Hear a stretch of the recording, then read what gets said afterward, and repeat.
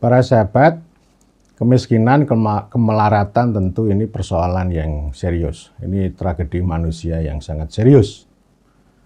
Tetapi cara melihat dan menanganinya tidak serius. Kemiskinan selalu jadi komoditas secara politik dan teknokrasi. Baik itu politisi maupun teknokrat itu selalu menyukai isu kemiskinan dan kemudian ditangani dengan penanggulangan kemiskinan melalui proyek. Sekarang itu ya ditangani dengan bantuan dan pemberdayaan. Sekarang lagi rame nih kemiskinan ekstrim di tingkat desa dan itu menjadi platform proyek SDGs desa itu menghilangkan kemiskinan ekstrim. Lagi-lagi cara penanganannya dengan uang proyek. Uang itu tentu dibutuhkan. Segala sesuatunya membutuhkan uang. Tetapi uang bukan segala-galanya.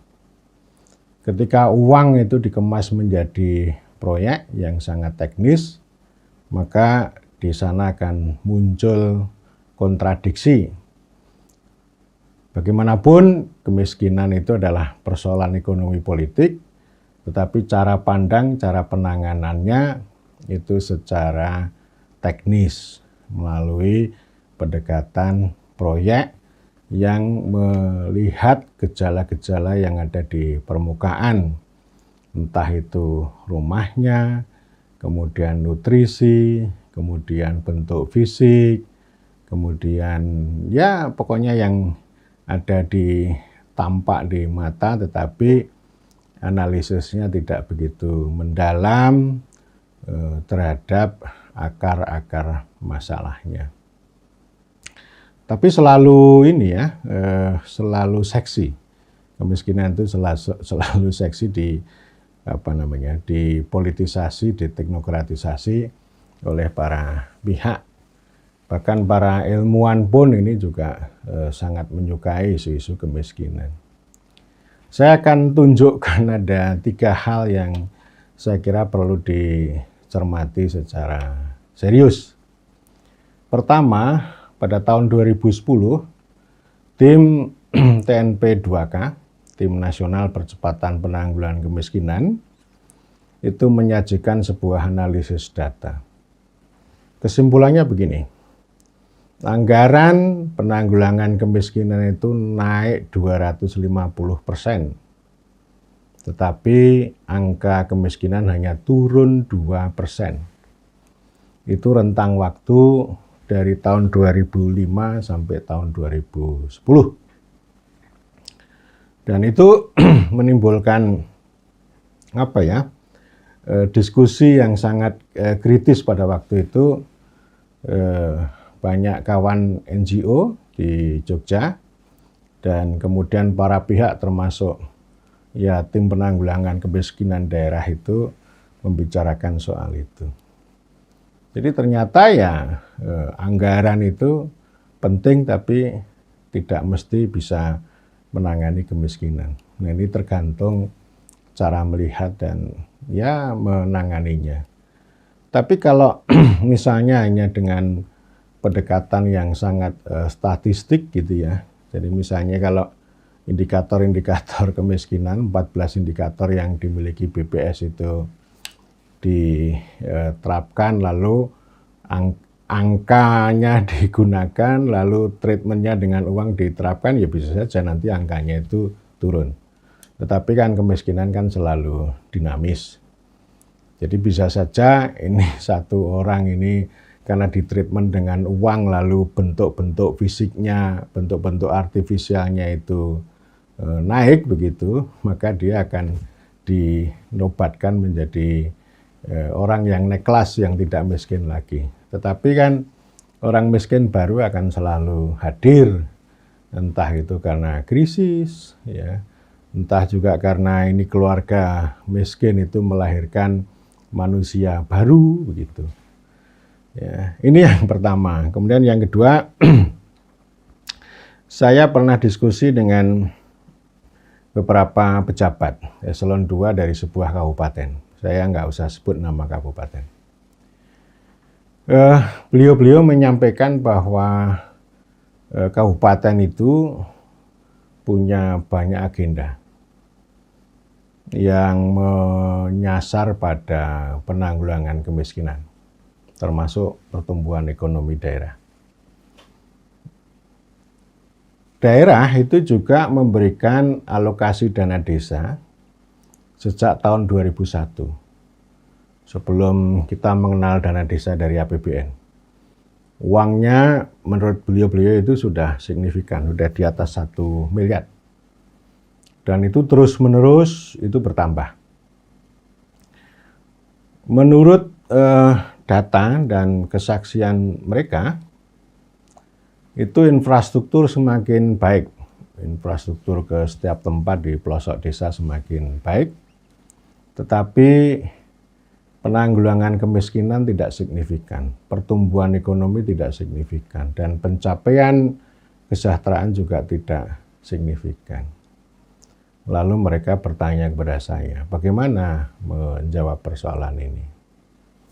Ya, saya secara singkat mengatakan bahwa ya, persoalan penanggulangan kemiskinan itu tidak serta-merta ditangani dengan uang, dengan proyek penanggulangan kemiskinan, tetapi harus pakai solusi pemerintahan yang lebih baik, yang lebih demokratis dan lebih adil, terutama mengatasi masalah aset dan akses. Jadi artinya bukan semata-mata memberikan uang, atau orang bilang ini memberikan ikan katanya gitu ya. Nah, lalu ada orang memberikan solusi, ya memberi kail lah dengan pemberdayaan katanya. Pemberdayaan itu kail gitu. Tapi ini juga sesat juga, karena pada prinsipnya ya kalau orang miskin itu sudah nggak punya aset, atau artinya kolamnya sudah tidak ada, lalu kail atau pancing itu digunakan untuk mengail apa? Ya artinya ya ini lagi-lagi karitatif lah, sedekah, menolong ini aja supaya orang itu tidak tenggelam, tapi bertahan di air itu sampai segini gitu. Dan itu memang ada di mana-mana ya. Sehingga saya sering mengatakan bahwa solusinya bukan pembangunan kok, tapi solusinya adalah pemerintahan. Pembangunan yang sangat teknokratis, yang diukur indikator-indikatornya itu, ya itu tidak akan pernah menyentuh persoalan aset dan akses bagi orang miskin. Kemudian yang ketiga, ini ada Profesor Teh Botol. Itu merujuk pada sebuah penelitian untuk mengatakan bahwa dana desa maupun alokasi dana desa itu tidak berpengaruh terhadap penurunan kemiskinan. Ya, jadi ini saya dikasih semacam aduan dari sejumlah teman soal ini. Ini ada Profesor Teh Botol ya, dan hasil risetnya itu, ini tulisan dalam sebuah jurnal itu disebar kemana-mana. Penulisnya bernama ini ya, Dianti Lalira, Amran T. Nakoko, Ita Pingkan Rorong. Ini dari jurusan Ekonomi Pembangunan, Fakultas Ekonomi dan Bisnis Universitas Samratulangi Manado. Mereka meneliti dan kemudian hasil penelitiannya disajikan di jurnal berkala ilmiah efisiensi volume 11 nomor 4 tahun 2018. Jadi ini tulisan di jurnal ini judulnya pengaruh dana desa dan alokasi dana desa terhadap tingkat kemiskinan di Kecamatan Gemeh Kabupaten Kepulauan Talaut, Sulawesi Utara. Kesimpulan umumnya, penelitian ini mengatakan bahwa dana desa maupun alokasi dana desa itu tidak berpengaruh ya, ya, tidak berpengaruh. Tidak berpengaruh terhadap tingkat kemiskinan, artinya tidak tidak signifikan ya, tidak signifikan menurunkan tingkat kemiskinan di Kecamatan Gemeh, Kabupaten Kepulauan Talaut. Ya, jadi ini hasil risetnya, hasil riset yang saya nilai ini ya masih abal-abal lah, tidak mutu lah, gitu ya. Dan ini ada teman saya Gregorius Sahdan, itu mereview penelitian ini. Komentar sahabat Gregorius Sahdan begini terhadap penelitian itu. Pertama, masalah yang diangkat dalam penelitian ini tidak jelas. Ya. Jadi peneliti itu masih perlu banyak belajar terkait dengan bagaimana mendasari penelitian dari masalah. Gitu. Objek kajian ini adalah, yang kedua, objek kajian ini adalah kecamatan, sesuatu yang berbeda dengan unit dana desa. Penelitian ini, yang ketiga, penelitian ini tidak berangkat dari kajian peneliti sebelumnya. Ini tampak dari literatur review yang hanya sekedar definisi. Kemudian yang keempat, pembahasan dalam penelitian ini menjadi tidak jelas. Peneliti bingung antara melihat kemiskinan di desa atau kemiskinan di kecamatan. Yang kelima, temuan penelitian ini sangat kabur dan tidak mengeksplorasi mengapa kemiskinan di desa itu selalu terjadi.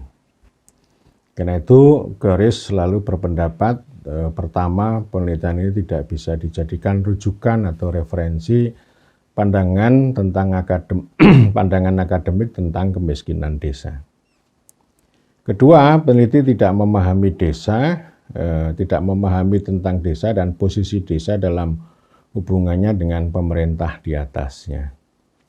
Ketiga, penelitian ini hanya mereduksi dan merusak akal sehat dengan cara mengukur kemiskinan desa di level kecamatan. Keempat, peneliti tidak memahami kebijakan dana desa sebagai kewenangan dan hak desa, bukan pemberian atau kebaikan hati pemerintah pusat. Kelima, peneliti tidak melihat bahwa ada banyak instruksi teknokratis yang dibuat oleh pemerintah terkait dengan penggunaan dana desa, sehingga efeknya terhadap kewenangan desa untuk mengatur dan mengurus desa menjadi kecil atau lemah. Keenam, kebijakan Indonesia tidak bisa dijadikan rujukan untuk mengukur kemiskinan dan pertumbuhan ekonomi, karena jika begini yang terjadi maka seharusnya DAU yang diberikan ke pemerintahan daerah sudah cukup berpengaruh terhadap kesejahteraan masyarakat desa. Jadi ini kan membandingkan ya antara dana desa dan DAU. Jadi yang dipukul dana desanya tetapi bukan DAU-nya gitu ya. Padahal kan yang namanya warga itu, kepentingan warga itu ya ditangani oleh pemerintah. Kalau desa itu kan menangani kepentingan masyarakat setempat yang tentu bisa juga untuk memberikan sumbangan bagi kemakmuran. Jadi ini pandangannya Gregorius, dan saya pun juga melihat ini begini ya. Penelitian itu kan praktek metodologi. Metodologi itu ya berhubungan dengan dialektika antara teori, ya, metode dan data, terutama teori dan data. Bagaimana menggunakan teori untuk berhadapan dengan data, entah itu menguji teori atau membangun teori, begitu ya. Nah, kalau penelitian kuantitatif ini seperti ini, itu kan deduktif, harus ketat dibimbing dengan teori. Dan teori itu kan hasil sebuah konstruksi, karena sudah melakukan review terhadap studi-studi sebelumnya atau teori-teori sebelumnya, direview, dibongkar, lalu mengajukan alternatif, dan alternatif ini lalu dibuat hipotesis. Ya, lalu hipotesis itu diuji gitu ya. Nanti hipotesis itu diinstrumentalisasi bagaimana melihat, mengukur, mengumpulkan data dan sebagainya. Lalu diuji gitu ya. Nanti diuji itu dengan alat-alat statistik itu apakah ini signifikan atau tidak begitu. Nah, penelitian ini itu nggak membuat kerangka teori yang memadai gitu ya. Teorinya nggak ada, cuma kumpulan definisi, dan definisi pun kan nggak ada dalam literatur ini. Ini misalnya begini nih, tinjauan pustaka. Ya, ini langsung tinjauan pustaka, butir pertama pengertian desa. Undang-Undang Nomor 22 Tahun 90 mendefinisikan desa adalah kesatuan masyarakat hukum, ya, bla bla bla. Apa iya ada Undang-Undang Nomor 22 Tahun 90 yang berbicara desa? Ini kan udah salah ini. Jadi kalau kerangka teori, kerangka konseptual itu kan tidak sekedar definisi. Kalaupun itu definisi itu kan dilacak dari berbagai literatur, dan kemudian orang itu mengambil kesimpulan atau memilih salah satu di antara banyak definisi, dan dari definisi itu kan ada beberapa komponen indikator yang dibuat menjadi indikator. Nah, ini kan tidak dilakukan seperti itu. Jadi udah ini jadi pengertian desa pun ini kan mengacu pada undang-undang. Sama-sama, ini kan udah salah ya, kalau sama-sama merujuk undang-undang, kenapa dia tidak yang undang-undang yang terakhir gitu. Kemudian yang kedua, ini definisi alokasi dana desa. Ini definisi alokasi dana desa ini mengacu pada PP 72 tahun 2005 tentang desa. Padahal ketentuan alokasi dana desa tahun 2005 dengan sekarang 2014 itu sudah berbeda. Perhitungannya sudah berbeda, tetapi ini penelitian ini kan mengacu pada 2005. Ini kan kelihatan sekali kalau ini nggak tahu desa ini, ya. Nggak tahu desa tapi masuk ke desa. Seperti komentar Goris tadi ya. Ini orang ini nggak mengerti tentang alokasi dana desa dan dana desa. Oke, terus kemudian ada definisi dana desa. Kemudian ada pengertian kemiskinan. Ya sudah, jadi tinjauan pustakanya itu cuma setengah halaman aja. Jadi nggak ada literatur review. Namanya aja kan tinjauan pustaka. Literatur review itu kan mereview pendapat-pendapat orang, lalu dia mengambil novelty, pendapat baru, yang pendapat baru itu akan diuji gitu ya. Jadi menurut saya ya ini cacat, ini abal-abal nih riset ini. Tapi ya dijadikan referensi oleh Profesor Teh Botol, ya. Profesor Teh Botol menggunakan itu ya. Menggunakan hasil penelitian ini untuk mengatakan bahwa dana desa, alokasi dana desa itu tidak berdampak terhadap pengurangan kemiskinan. Lalu profesor itu mengatakan bahwa tidak signifikan itu karena pemerintahan desa itu pemerintahan palsu. Jadi kalau menurut Profesor Teh Botol itu yang pemerintahan asli itu yang birokrasi, yang ASN, yang memberikan layanan publik gitu. Nah ini kan yang namanya ASN itu ya di mana-mana kan.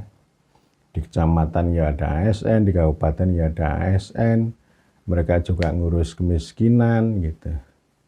Kalau persoalannya ini kemiskinan lalu yang ditembak alokasi dana desa, kan menjadi pertanyaan besar, mengapa ini tidak melihat seluruh uang yang digunakan untuk menangani kemiskinan desa, termasuk DAU yang dikelola APBD, dikelola oleh daerah.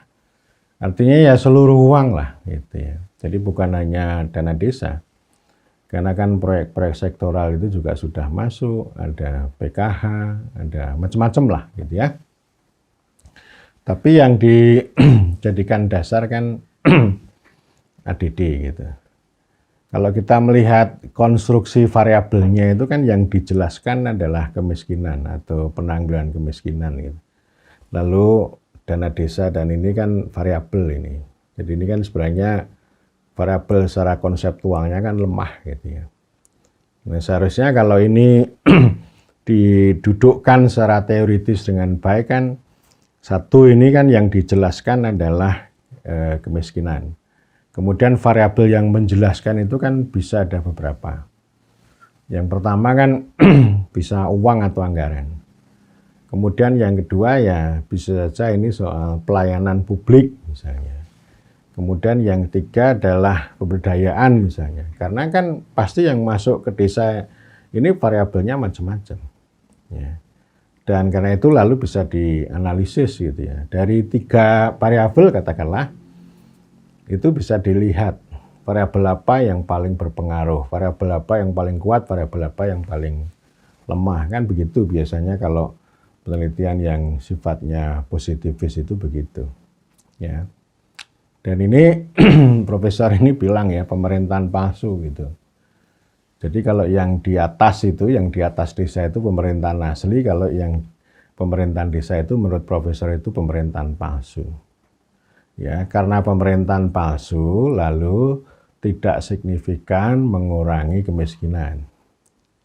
Nah, lalu yang 2 cerita tadi bagaimana? Yang tadi loh, yang 250% anggaran penanggulangan kemiskinan meningkat tapi penurunan cuma 2%. Kemudian cerita yang kedua, daerah membanjiri uang ke desa tetapi juga tidak signifikan. Padahal yang cerita pertama sama 2 itu pemerintahan asli itu, bukan pemerintahan palsu gitu. Jadi artinya ini kan sama saja kan kalau Profesor Teh Botol mengatakan bahwa pemerintahan palsu itu gagal mengurangi kemiskinan, kan sama juga pemerintahan asli juga gagal mengurangi kemiskinan. Kalau menurut logiknya profesor itu, ya, maka pemerintahan asli, pemerintahan yang betul, pemerintahan yang beneran itu sanggup menanggulangi kemiskinan. Tapi nyatanya kan tidak. Pemerintahan yang asli, pemerintahan yang benar itu juga tidak sanggup mengurangi kemiskinan. Nah, lalu apa ini masalahnya kan gitu. Ya, yang jadi masalah ya cara berpikirnya profesor itu. Termasuk orang-orang lain, termasuk penelitian ini ya. Termasuk orang yang berbicara tentang penanggulangan kemiskinan itu ya tadi. Masalahnya serius, penanganannya tidak serius. Masalahnya ekonomi politik, cara penyelesaiannya dengan teknis proyek. Ya tidak akan bisa menangani masalah. Gitu. Dan ini sudah banyak penelitian yang mengkritik tentang kontradiksi proyek penanggulangan kemiskinan. Dan saya juga sudah banyak berbicara soal kemiskinan. Saya di video sebelumnya saya juga sudah berbicara menanggulangi sambil mengawetkan kemiskinan. Yaitu tadi karena kemiskinan itu didekati dengan teknokrasi. Sama SDGs desa itu juga begitu. Itu kan perangkat teknokrasi yang tidak mungkin bisa menangani persoalan kemiskinan ekstrim. Ya, kalau analisisnya itu sangat teknikal nggak akan bisa. Dan apalagi kalau uang itu nanti ditangani dengan proyek. Saya lebih percaya pada Michael Lipton, ya, Michael Lipton yang berbicara tentang urban bias, gitu ya. Kebijakan yang bias kota, kekuasaan ya, kalau kota punya kekuasaan, desa nggak punya kekuasaan. Michael Lipton itu mengatakan bahwa persoalan kesenjangan kelas itu tidak hanya antara buruh dan majikan, tapi juga antara kota dan desa. Jadi kota itu ya untuk kekuasaan, untuk modal, untuk perdagangan dan sebagainya. Kemudian yang desa itu ya pertanian, petani, ya serba kurang, hanya dapat sisanya sisa. Dan sisanya sisa pun itu didekati dengan proyek. Tapi orang selalu mengatakan bahwa ini dana desa ini besar banget gitu ya. Padahal ya enggak. Itu saya pernah mengatakan bahwa dana desa itu ya ibarat menggarami air laut. Karena problem yang dihadapi oleh orang desa itu jauh lebih besar, jauh lebih kompleks daripada dana desa, termasuk cara menanganinya dengan proyek gitu. Ya, jadi sekali lagi ini kalau nggak ada perubahan cara pandang dan cara penanganan terhadap kemiskinan, kalau hanya dengan proyek ya gitu-gitu saja. Kalaupun nanti ada prestasi ya hanya sekedar angka, dan angka itu akan selalu menjadi pertunjukan. Oh ini berhasil gitu ya. Dan nanti itu hanya istana pasir gitu ya. Oleh karena itu orang menanggulangi kemiskinan ya tetap sambil mengawetkan kemiskinan. Dan saya terus-menerus mengatakan bahwa penduduk desa itu ya yang ditandai, dihitung, ditandai dan sebagainya itu, yaitu kan jadi target ya. Artinya orang desa itu hanya dipandang sebagai penduduk, bukan sebagai warga. Dan sebagai penduduk itu lalu nanti ditangani bukan dengan pendekatan kewargaan, tapi dengan pendekatan proyek. Kalau mau kita meningkatkan harkat martabat hidup mereka, maka pendekatannya adalah pemerintahan dan kewargaan. Kewargaan itu soal hak dan kewajiban, dan salah satu pintu masuk untuk kewargaan adalah bekerja. Orang desa itu bekerja yang lebih permanen, tidak hanya bekerja 100 hari dalam setahun. Artinya bekerja yang menghasilkan nafkah. Nah ini kalau capital dan sebagainya itu masuk di kota terus untuk kepentingan urbanisasi begitu ya, yang disukai oleh seorang menteri gitu ya. Sementara kan presiden bicara ruralisasi. Ya, presiden bicara ruralisasi, menterinya bicara urbanisasi. Ruralisasi ini masih sebatas wacana, omongan, tetapi belum menjadi betul-betul kebijakan yang tadi bisa memotong bias kota tadi. Dan yang lebih penting ya kalau ruralisasi itu, yaitu tadi sebagai jalan untuk membentuk kewargaan orang desa. Bagaimana orang desa itu bisa bekerja atau berusaha. Ya, jadi bukan hanya pendekatan ya dasi kerdasi, kerja padat karya tunai gitu ya. Ya gitulah. Jadi itu sama dengan membangun istana pasir. Bukan satu pekerjaan yang bisa lebih permanen dan berkelanjutan yang bisa mengangkat dan harkat dan martabatnya. Jadi paling tidak ini kan kalau soal pekerjaan ini kan ada dimulai dari akses. Ya, salah satunya itu ya pekerjaan, dan itu pernah juga diyakini oleh seorang bupati bahwa ya kita ngomong kemiskinan nggak usah rumit-rumit, nggak usah pakai 14 indikator. Orang kemiskinan itu karena kondisi pekerjaan, karena pengangguran, karena tidak bekerja secara layak. Dan karena itu ya pendekatan yang bisa ditempuh oleh pemerintah ya bagaimana membuka lapangan pekerjaan itu atau membuka lapangan usaha gitu ya bagi orang desa.